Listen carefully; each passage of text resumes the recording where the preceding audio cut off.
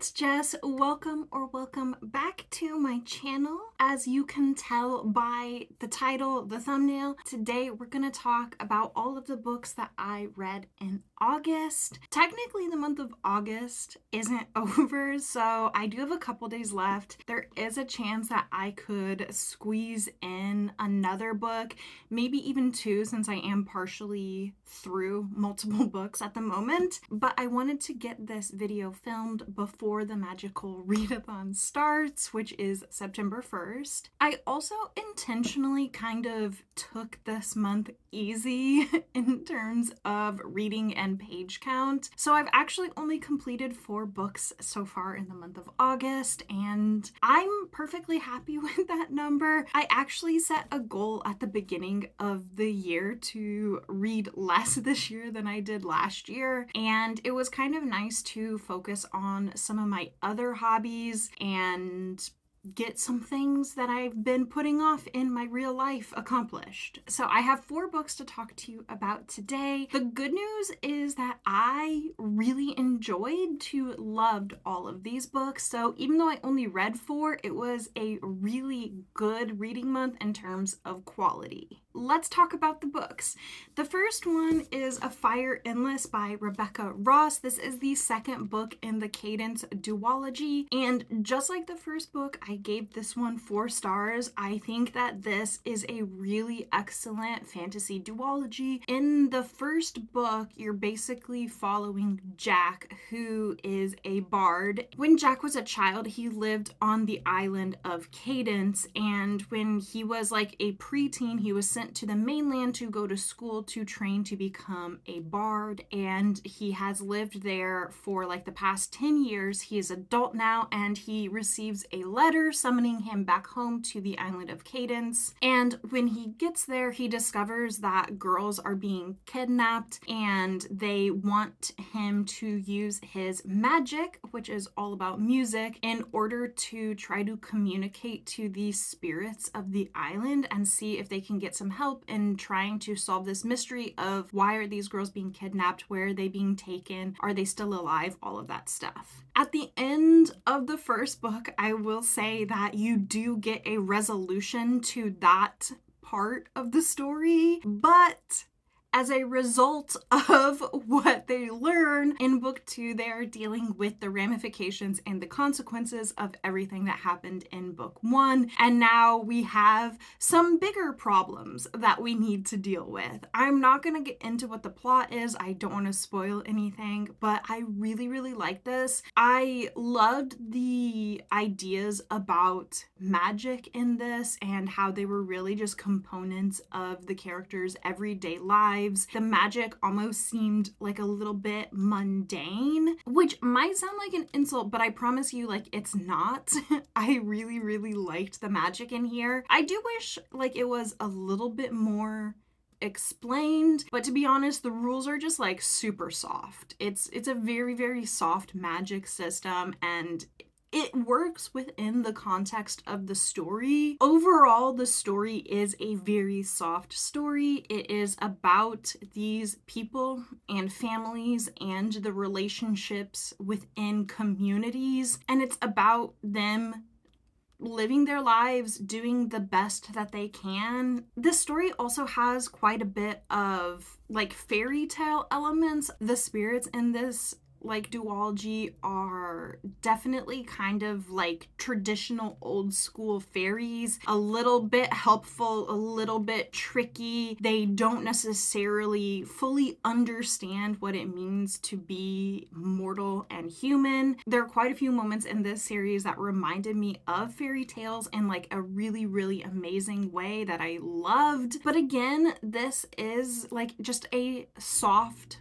fantasy story. I don't want to use the word cozy. I don't think it's cozy. It's just a soft story about people. I said this in my last month wrap up. I will say it again. While this book does not give Studio Ghibli vibes, you're not going to get that from this series. I do think that there is quite a bit of crossover between, if you like Studio Ghibli movies, I do think that you will like this series. I just think thematically and like also with the fairy tale elements that there is quite a bit of crossover in terms of the appeal. But again, I want to make it very clear, this is not going to give you the same vibes and feeling. I just think that if you enjoy that media, you will also enjoy this media. Okay, this next one I can be quick about. I read How to Sell a Haunted House by Grady Hendrix. I have an entire vlog of me reading just this book, so I don't necessarily have too much to say about it here. I'll link the vlog if you want to know my more in-depth thoughts about everything. It is spoiler free. This is an adult horror novel, and you follow a set of siblings, a sister and a brother, and their parents have passed away, and now they are selling their parents' house. Again, I gave this book 4 stars. I think that it is fantastic and I really enjoyed it. I know that this book gets like a lot of like hate and criticism, and you know what, like that's fine. Horror is a very divisive genre. I'm not here to say that anyone's opinions about books is wrong, but I personally really liked this book, and I do think that there is an audience for this book that will really enjoy it. So I want to say, first things first, this is not really a haunted house story. I talk about this in the vlog. I don't know what a better title for this book would have been. I cannot come up with one, but this was definitely marketed as a haunted house story, and it isn't really. This book is broken down into different sections, and those sections mirror the stages of grief, but the haunted house elements of this book really come down to like memories haunting the house, both good and bad memories, rather than a more traditional haunted house story. I also wanted to say that this is a book full of camp. Now, here's the thing. It is dark and it is gross at times, but this book is so campy. I love camp. I love it. I think it's so fun. But if you don't like camp, I don't see how you could possibly enjoy this book. It's just not, like, you're not gonna. Like, I don't see how you could. Because what it comes down to is the mother that has passed away, she had a ton of puppets and dolls, and like she would like make and sew her own puppets. And so there's a lot. Like it's so much about puppets, and like you can't have puppets and dolls in a horror novel and like not also have camp that goes along with it. It really worked having the themes of grief juxtaposed with like how campy and how silly the puppets are. Now, don't get me wrong, gruesome, horror, disgusting, but like also silly. I think for me it worked. There's gonna be a lot of people, I've read the reviews, it did not work for. But I just would love to see this book actually get to the hands of the people that it was meant for. If what I've said about this interests you, maybe it is a book for you. If you want to know more, check out the vlog. Again, it is spoiler free. Maybe check this book out. Maybe give it a second chance. I don't know. That's up to you. Next up, we have my cover buy of the month. I read Throne of the Fallen by Kerri Maniscalco. I'm sorry, it's just so pretty. This is the Barnes & Noble paperback exclusive. Like, I'm not gonna lie. It's a cover buy. It's just so goddamn pretty. It got me. I'm only human. However, this for me personally was a good purchase, even though it was a cover buy. Again, like everything else this month, mostly, I gave this book 4 stars. This is an adult fantasy romance. The romance plot is integral to the overall plot of the story. This is not one where you can separate it out. The romance is not a B plot. It is just as important as the fantasy plot. I don't know that you really need me to hype this book up to you. It is a bestseller, and like, I'm honestly coming late to the party with this book. But in this, you follow one of the princes of hell, Envy. There are like 7 circles of hell, whatever. And basically, Envy is in this game. He has something going wrong with his like court within the world of hell, and he is playing a game, and this game is going to help him like get something that he needs in order to save his court. Along the course of the game, he runs into Camilla, and she is an artist, and he needs her to paint something for him. And then like because of everything, Camilla ends up getting pulled into the game herself, and so their fates are kind of like tied together as they are going about this quest. Overall, this book was really fun. I really enjoyed it. Like I said, I gave it 4 stars. I will say that Camilla is the shining star of this book. I loved her as a character. I found her so interesting and compelling to read about. She is smart, she is creative, and she's also like fun, and I really liked her. I thought the romance had really amazing chemistry, but I will say Envy was like a little generic. He's not a bad character. I did not dislike him, but like he did feel a little generic to like a lot of other love interests that I have read. I mean, like he is literally a demon prince, so like he is a bit morally gray. More than a bit, if I'm being honest. But yeah, he did just kind of feel a little generic, not in a way that had any effect on my enjoyment of the book, but like he doesn't really stand out as necessarily a memorable character. I was definitely reading this for Camilla. She is fantastic. She's so clever and quick on the uptake of what is happening around her, despite the fact that she's kind of like thrown to the wolves and is just kind of like scrambling to keep up with her circumstances. I will also say that like the game was fine. So here's the thing, like the game has many steps, and like one clue leads to the next clue, and like you're supposed to figure it out before everyone else who's playing the game. All of the clues were kind of just like anagrams. Is that what it's called when like you just like rearrange the letters? Am I thinking of the right thing?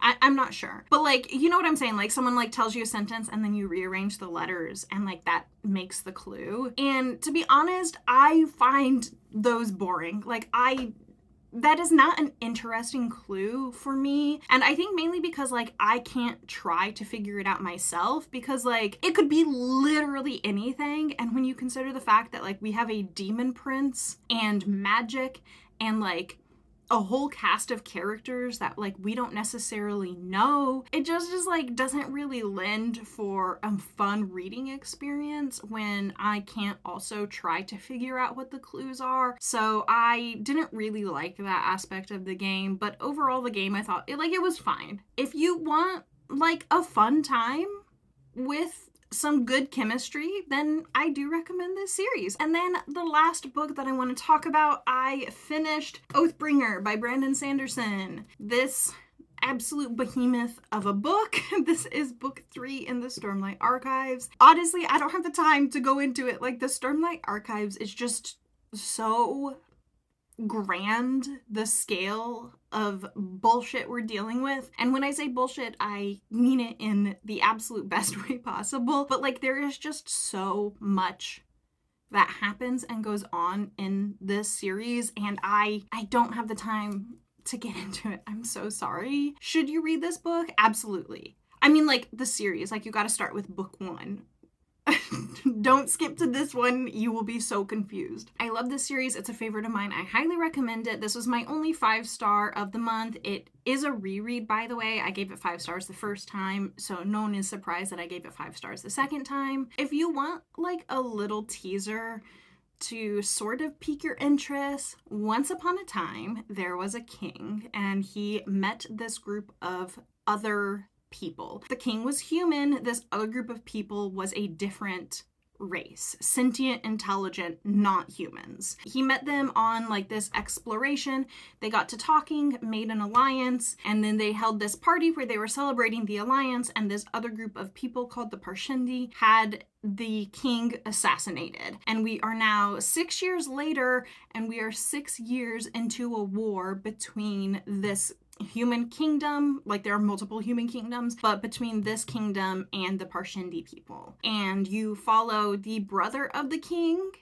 You also follow a slave who used to be a warrior, and you follow a girl who is nobility, but her family has fallen on hard times, and she is pretending to be a scholar. Well, I mean, like, she is very smart and is sort of a scholar, but her real objective is to steal something to help save her family. I don't have time to go into it. You should read this series. Like, if you like fantasy, read this series. I don't know what else to tell you. It's fantastic. So there you go. Those are the 4 books that I finished in the month of August. Feel free to tell me what you read this month, what your favorite book was, if I should read any of the books that you read this month. Thank you so much for hanging out with me today. Thank you for being here. If you enjoyed this video, please consider subscribing. My next set of videos should all be vlogs of the Magical Readathon as I go back to Aurelium Academy and complete all of my classes. I hope that you stay safe this week. I hope you stay cool, and I will see you soon. Goodbye!